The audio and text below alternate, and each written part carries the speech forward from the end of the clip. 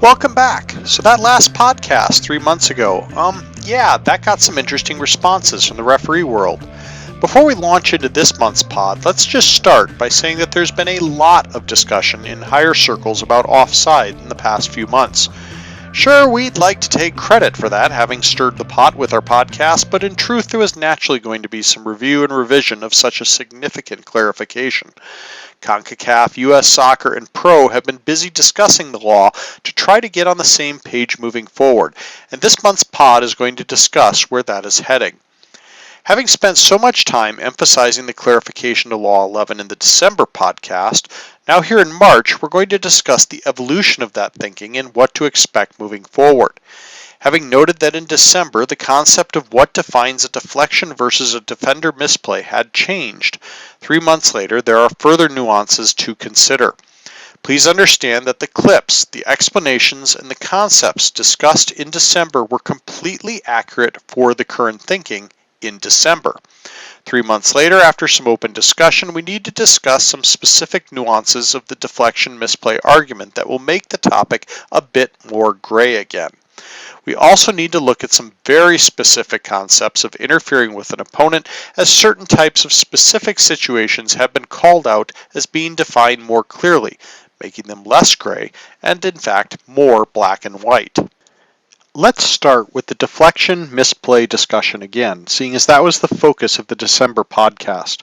In December we noted that Pro was instructing its referees that if a defender made any sort of deliberate play on the ball, the offside decision was reset and an attacker in offside position could not be punished because the ball was last played by an opponent. After much discussion this winter, this has been further clarified. Instead of thinking about this as a deflection or misplay, we want you to now think about it as either an action or a reaction.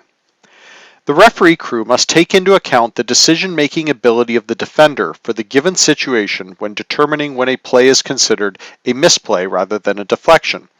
This is not a major transformation from what we saw last fall, but it does provide slightly more leniency for the defender in certain situations.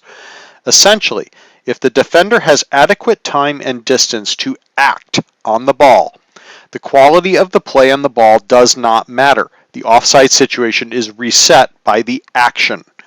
However, if the defender does not have adequate time and distance and thus is reacting, this is now considered a deflection and the offside decision is not reset from the teammate's original touch. Let's look at 3 examples, 2 of which we are revisiting from the December pod. McGee takes it short. Alex. Now McGee's ball in. Glanced off the head of Osorio. The flag is up. It won't count.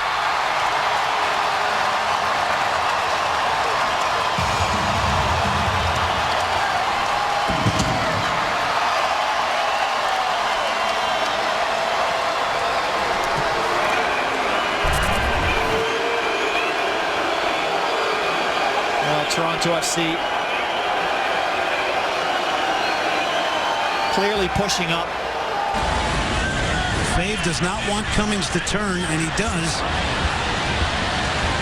And it's Burns who's gotten in. It's a struggle here. Montreal hasn't reacted. Burns to make it run, and he does. Montreal I see here Omar Cummings. He got the ball from David Horst and Giles Barnes. He takes a chance. He doesn't give up. He waits. Pregunta que si vamos a televisar Chivas contra Tijuana, claro que sí, a través de Univisión Deportes en Unimás. No se separen. Tony Shani va mirando, parecía que apuntaba, le entrega a Francis, el servicio, el remate. ¡Gol!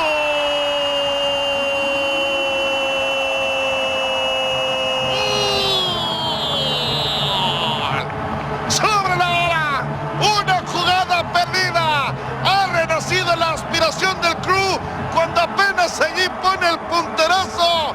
Mamita querida, habilitado o no, estaba Bernardo Añor, Cristo Stoichkov. No es fuera de juego porque defensor toca balón en momento justo de. In the first example, a Toronto defender in black leaps to block a cross, heading the ball, but is unable to keep it from progressing towards goal. a Chicago attacker on the far post in red, who was in offside position when the ball was played, lunges after the touch by the defender and pokes the ball into the goal. Pro noted that this goal should have been allowed. The Toronto defender made a choice. He acted to try to play the ball, and he made a touch on the ball. He had time to choose to play the ball and act on it. The quality of the touch does not matter. This is an action. Therefore, the offside decision is reset, and the defender's touch means that the, quote, last touch by a teammate requirement for enforcement of Law 11 is eliminated. The second example was used in the December podcast. This situation was correctly not called offside in the match, and this decision remains correct under the new guidelines. The Montreal defender in blue has plenty of time to act with intent and play this ball. That his touch is terrible is inconsequential. This is a controlled action by the defender. The offside Houston attacker in orange can no longer be punished because the ball was no longer, quote, last touched by a teammate. The flag correctly stays down, and Houston scores a goal that is correctly awarded. The last clip is also from the December podcast, and here we see this new reaction time consideration come into play. Philadelphia's Maurice Edu does not have time to react to this ball and make a controlled play on it. Therefore, the consensus was that this is a reaction. Yes, we do see Edu move his foot towards the ball, but it comes at him so fast that he does not have time to act in a controlled manner. The ball is deflected to an attacker who is in offside position when the ball was played by his teammate. This now being classified as a deflection or reaction, it is now considered offside, and this goal, while awarded correctly in 2014 under the established guidelines that Pro had created for the 2014 MLS season, would not be awarded under the adjustment made for the coming year. Please keep in mind that the decision of whether the defender had time to act and make a deliberate play on the ball is in the opinion of the officiating crew. This will vary from situation to situation. Importantly, you have to consider the skill level of the players involved as well. The clip involving Maurice Edu is going to be offside at any level, but if the ball is moving slower and Edu has an opportunity to make a controlled play, an action, he would lose the benefit of the doubt. However, if this was a U11 game, even a slower ball could still result in this being offside, just because the processing ability and skill level of the players is so much significantly lower. Ultimately, that decision lies with the referee crew, and this means that the decision in less clear situations will be open for variation in interpretation and disagreement. The second point of emphasis on Law 11 that came out of the winter training is that when the goalkeeper is influenced by the actions of the attacker, the area from which a goalkeeper can be influenced is significantly larger, and the actions of the offside attacker that can be considered to have influenced the goalkeeper can be interpreted far more liberally. Let's look at a few examples. Martins, he's got the pace. Comes through to Papa. All very tight. Still Seattle. Nagel. Has he found Martins?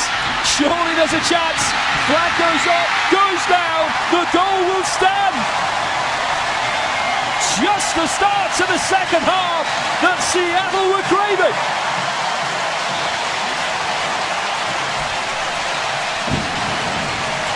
It's a beleaguered Dan Kennedy and a beating over Fanny Martins.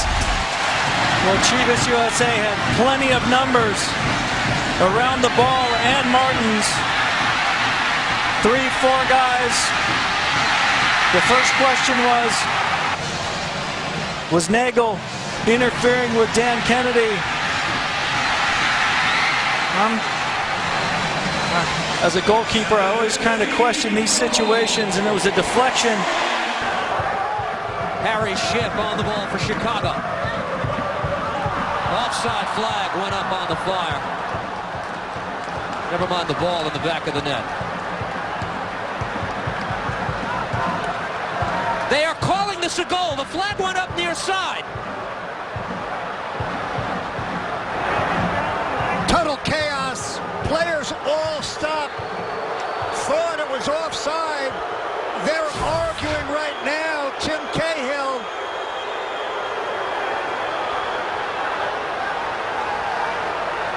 Mike McGee never touched the ball, so the issue is, Steve, did he interfere?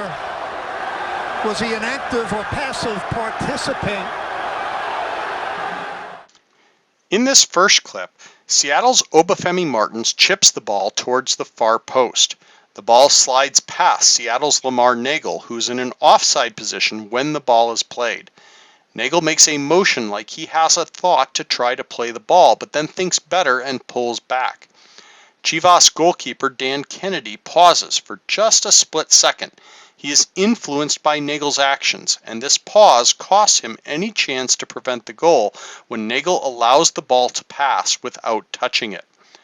While in beginner classes we instruct students that an offside attacker may elect to visually show he's unwilling to become involved in play, in this case Nagel clearly influences the actions of the goalkeeper.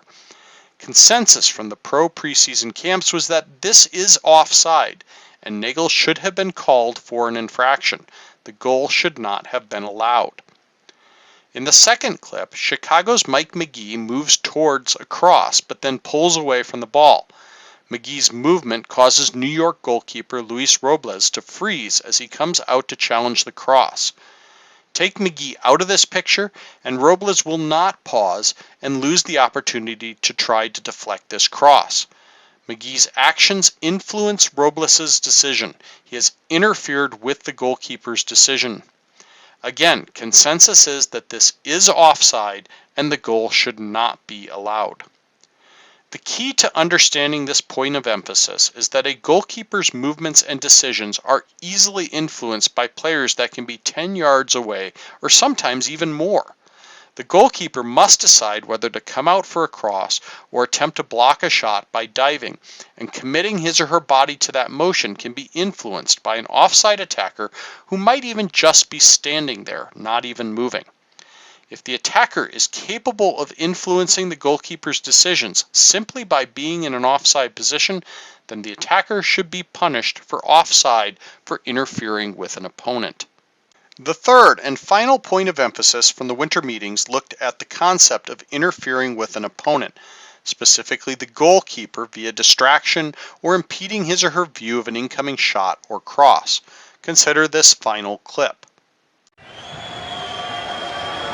It's all number 9. Gilberto fires and scores! My goodness, he backed it up with that!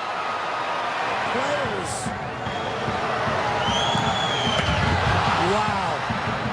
You've got to be kidding me. In this clip, an attacker deliberately positions himself behind the wall and is in clear offside position. The attacker's position here is for one reason and one reason only: to disrupt the goalkeeper's decision-making ability. There are zero exceptions to this situation. This is offside 100% of the time. Even if the shot goes nowhere near the attacker, the tactic being employed is deliberate, and if the attacker is in offside position, he is doing so with the clear intent to interfere with an opponent. The referee is permitted to be proactive here, and he or she can warn the offside attacker before the kick that the position will be interpreted as being involved in active play. Pre-game discussions amongst the crew should make it clear to both assistant referees that this situation should be flagged 100% of the time. If the attacker persists with the behavior and remains in offside position, the call should be made regardless of whether the ball comes close to his or her position. To review, understand that the clarification in Law 11 by Pro in 2014 has been slightly further modified, allowing for a bit more situational interpretation. While this moves the decision away from the black and white line of defining a defender's play on the ball as a misplay versus a deflection, keep in mind that a sequence in which the defender has time to process the situation and play the ball with a deliberate action will reset the offside decision with a touch. Many plays that were once viewed as deflections no longer can be interpreted that way. Referees and assistant referees must also reprogram the manner in which they evaluate an offside attacker's influence on the goalkeeper. While the push in recent years has been to move towards keeping the flag down and allowing more scoring chances, This clarification is against that trend and recognizes the challenges that goalkeepers face. The mere presence of an offside attacker can drastically influence a goalkeeper's decision, and therefore referees and assistants are expected to punish such infractions as interfering with an opponent. Finally, the referees and assistants also need to recognize that attackers who position themselves in a manner to interfere with the goalkeeper's view of an incoming shot or cross should be punished for doing so if, in doing so, they take up an offside position. These actions are clearly designed to interfere with an opponent, and if it's done from an offside position, it is a clear violation of Law 11. In each of these points of emphasis, it is absolutely essential that there is a thorough understanding of these potential situations between the referee and his or her assistants. All three officials must be on the same page. With the action-reaction interpretation and interfering with the goalkeeper situations being open to so much subjective evaluation, the entire crew must be able to recognize the potential for defender touches and find a means to communicate effectively so a quick and cohesive decision can be made without any signs of confusion or dissent between the members of the officiating crew. Discussion of these clarifications and how they will apply in your game, no matter what the age and skill level, has to be part of your pregame if that pregame is going to be effective. That's all we have for this month. We should have some new youth footage for you in our next pod.